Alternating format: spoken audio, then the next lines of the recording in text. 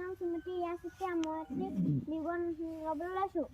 তিনি গল থাকিল হৈ না, চাৰি তিনি গল থাকিলে, পাঁচ তিনি গল থাকিল দুই, ছয় তিনি গল থাকিল তিনি, সাত তিনি গল থাকিল চাৰি, আঠ তিনি গল থাকিল